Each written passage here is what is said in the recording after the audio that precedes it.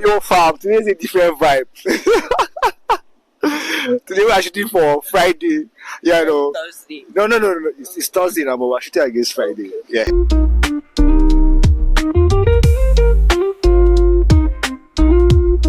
Hey. So, yo, my name is Peter's Author. Welcome to my YouTube channel. And with me today is Gabby. Gabby. So that's how Gabby now kidnapped me and brought me to one place that I don't know, but the place looks wonderful actually. Like just beauty of nature. And trust me, this is not Zanzibar. You understand? This is Kaduna, and not just Kaduna. This is Kafanchan. This is Kaf, bro. And not just Kaf. This is what area? What's the name of this area? We call this area Angwambala. Yes, it's close to Tronro. Oh, close to it. So you know that we are close to the Throne Ministries in Kafanchan. So see the tower here. Yeah. So like you said something about this, the name of this river. Okay, the name is actually Rafi Maman Chalk. If you understand Hausa, you know what Rafi means. Rafi means river. Okay. Maman Chalk, Mama means mother, and Chalo means Chalo is actually a name. Mm-hmm. So you can call it Rafi Maman Chalk. Yeah. Got it. So let me eat it, I beg.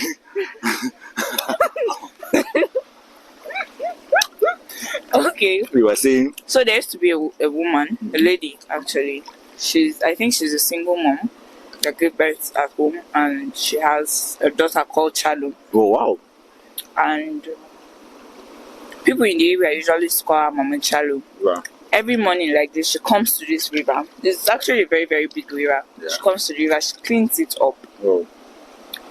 All these dirt that you are seeing around here now, if she was alive, all these dirt would have been clean. Oh wow. She'll clean it, she'll sweep the water, like she'll enter inside the water and she'll sweep it off. And then pack the dirt, throw them outside, maybe burn them or something. That was not opportune to meet her. She was still alive when I was born, but I didn't meet her. My mom told me about her. That's how I got to know that she used to come here. Wow. And the rest. That's it. And she died which year? I think somewhere around 2006, 2007, 5. I don't know. I can't remember because I was still very young. I'm a small girl. So do you like what's the name of the daughter again? Chalo. So is Chalo still in this town? I don't know. I didn't ask my mom. Okay. I can ask. So for how long have you known this river? Mama. I grew up then in primary school. We used to run off from school and come here, swim the other side. Yeah. Till sometimes when school is over, we cannot then we go home. Don't worry. Mm-hmm. When school is over, we now go home. But we were in the river, so I started coming to this river when I was quite young. So you're a bad swimmer. Try me now. And after this, I'm going to do a competition. Right? I'm going to do from here to that end and come back. No mind go do.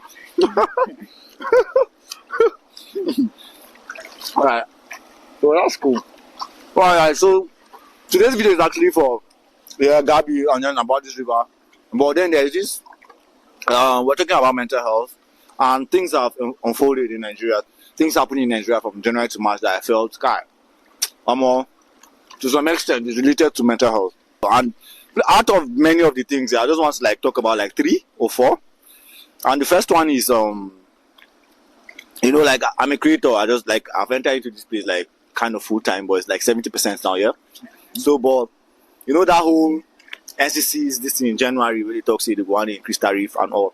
And recently now, data. Normally usually I used to buy 2,000 naira for 15 gig a week, yeah. So that 2,000 naira now no count day. I been there, yeah, a month ago, it been there, but it just disappeared. But as at the time that we've been there, immediately at that 2,000 naira, but you get 13 gig instead of 15 gigs. So you see 2 gig don't come out for the matter. So now that 121, that's what's it called? That's how many gig we are? That 15 gig, that 13 gig, no even day again for 2,000 naira for 7 days. How much? Now it's 16,000 naira. Then you get 18 gig. 16? No, 3,500. You get 18 gig for a week.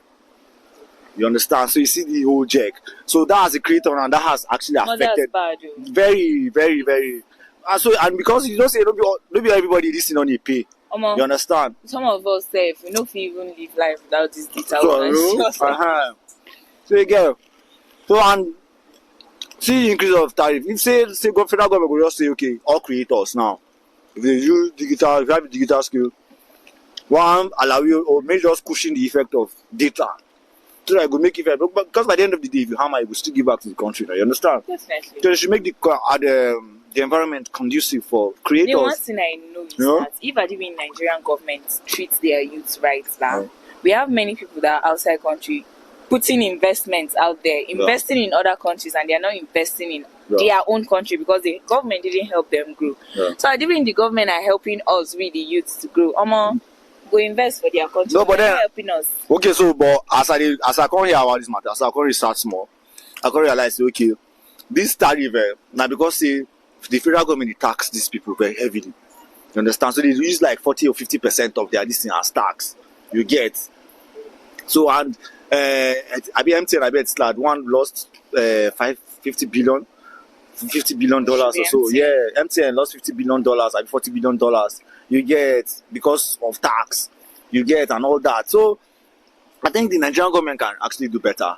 You get and just say okay for creators, we appreciate the fact that you guys are creating, but as now the creators and see conducive environment for you guys. Just create because we know say if you hammer still we as a country could benefit. You understand? But then instead of that to happen, Naim Senator Ned Nwoko now. That might be already represented Delta North. Not restricting himself. He's trying to propose a bill that every content creator will get office. Where if you trace. I thought you said it was all these sites. No, he said bloggers. Said content creators. You understand? Okay. Yeah, if you are a blogger, you do any social media, you're supposed to get office. We registered officers so that federal government go feel know, so I no go play anonymous. Yeah, you know if you do anonymous and stuff. You get. And to me, like this is not what they are supposed to be fighting for. You understand? The government is crumbling. You are talking about content creators. You understand? People that are supposed to be crying for us. All this ranting that we are doing, who are supposed to be posting it for us, if not them. If people are trying to like trace them, we don't even want you guys to trace them. We just want you guys to make the country better. We just want the country to be better. We don't even want if you guys make the country better, they will stop ranting. They will stop talking online. People don't have to be concerned about what is happening online. So people just help us and just make Nigeria great. Yes. So you see, so that's one now, and we've done that. And then secondly, I want to talk about this Natasha matter. But I don't talk about them before, already. But personally, I'm a woman, and I know what sexual harassment is. I have experienced it, and for her to go extra miles back in trying to defend whatever thing this man did to her, which is wrong, because Nigeria don't have what do you call it? We don't have rules. We don't have the law favors the rich. The law favors the rich. If you have money, they are in for it. If I mean this woman is not educated enough, or she doesn't have that power to go further and try to get her title or her justice back, or something. This man is just. I think he was trying to like shut her up from the beginning, and then he noticed that no, this one is not shutable. And now they've suspended her. No, the thing is, they suspended her for 6 months, and they said they withdrew all her aids. You understand? For alleged, they withdrew all her aids, and then they tell her say she no fit appear as a senator. She no fit represent herself as a senator in the capacity of a senator. And meanwhile, no be the senate vote her in. Now the people of Kogi vote her in. So that one said no be him. So now this former minister of education, what's her name? Obi, that Obi woman now, stop. Obi Ezekweli or so. Yes. No, that's in Conjola, not in Conjola. This one a former minister of education. They were supposed to represent Natasha at the appearing for Senate committee, understand and all. There's something could happen between her and one senator of representing Ebonyi. They had this altercation. Like, she doesn't try explain. They don't even want allow her make she talk, but they give the man free pass because she's not a senator. She can't vex now. Provocation now. I watched. Yeah, when she said she's told him to shut up. But when I Baba started rant, they tell her, who are you? Do you think that he's more powerful than him? And this thing can make me feel ashamed of ourselves. Because these guys now, if they get to that power, they feel saying at them. Yes. Well, meanwhile, we vote them, but although vote they count for Nigeria. Counts for Nigeria. You know, but made no talk say we preach freedom of speech. More past that. But it's the truth. No, talk down. No talk down. Make it be like say, look at this truth be that. We will not see that truth. So Gabby had to go attend to something. What was that story say? What story? There's a story that's yes. Why would I forget this one? So now it's about those the Muslims that lost their lives coming from Port Harcourt, and they met their untimely death at Edo State. You know, I am not in any way supportive of jungle justice, because I believe that if you are grieving, there are ways to go about it. Jungle justice is a crime in itself. You know, I understand, but no matter how you want to excuse your jungle justice, like excuse taking the laws into your hands, it's not even excusable. You understand? Jungle justice is wrong because you cannot use wrong. The two wrongs cannot make it right. You cannot use wrong to correct a wrong. You understand? So one has to take over precedence over the other. You know, what happened to those guys was very bad, and that was not limited to just those guys. It happens once they just shout thief in Nigeria. Although it's been that custom, that culture is somehow dwindling or is fading away and stuff. And I actually appreciate that, but I think the last thing we would want to do is just take someone that's innocent, that will just condemn him guilty, you know, and all that. So like, it's not fair to the person. You know, you can report the person to the police station or not. I understand the whole argument about police cannot be trusted in setting this thing, because you arrest these people and then the next day, we've seen that play out in Nigeria. You arrest this set of people and then the next day these people are working scot-free. So you get all these things, that we understand how these things happen. Yeah, but that does not mean that we should keep trying and just do the right thing.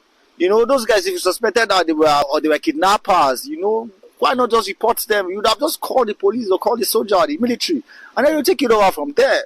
You know, that's wrong. But then there's another side to it here. This is in no way me justifying what happened, but there's actually something that has been happening. You know, the whole issue of, I think we should it's high time that Nigeria settles this whole grazing matter. You know, it's not fair for someone that is farming, you know, to just go to his farm and discover that his farm has been eaten by cattle. You know, it's not just fair, because the prices of things in the market is expensive. Like, how much is a bag of fertilizer now? If you want to do insecticides, you want to pesticides, you want to spray the grasses and all, how much now is labor? You understand? And how much now are things in the market? So we should consider that factor. So this is me pleading to all the herdsmen. Like, if you know you're a cattle rearer, yeah, and you're educated, you're watching this video, at least there's a formal way. Have a ranch, you know, have one place that all of us can come and say, okay, yeah, that's the whole grazing thing. I buy into this whole grazing policy, you know. I buy into it because that will solve some plenty issues.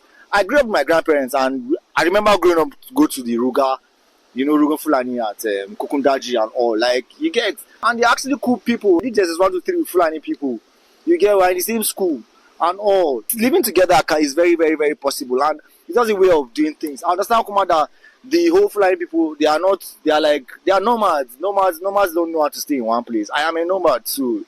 Like, I feel if I stay in a place for 3 months, I feel suffocated, you know. But I understand that whole thing. But when it comes to dealing with your business, you know, you should do a business in a safe environment, so that your own business now will not tarnish the other person's business as well. So it's business as is a win-win for us all. So I think the federal government should look into this whole matter of grazing properly. So this whole Fulani herdsmen, farmers clashes should stop. This should end. We can actually live better. We need the cows then. You understand? We need the cows. We need the red meats. You know? So I think that's basically what I have. The 3 things that I wanted to just rant about. This is my own way of ranting. And today is Friday. I talk about mental health on this space. My name is Peter's Author. And if this is your first time here on this channel, kindly subscribe to this YouTube channel I'm trying to get to 500 subscribers, so I beg 500 subscribers. So please, you and I can get to 500 subscribers. I'm sorry I'm naked, but then this is Muna Rapini, the river. What's the name of this river again? We are live at the Maman Chalk. And this is just like, I just like the ambience here, man. It's just chill. It's cool, bro.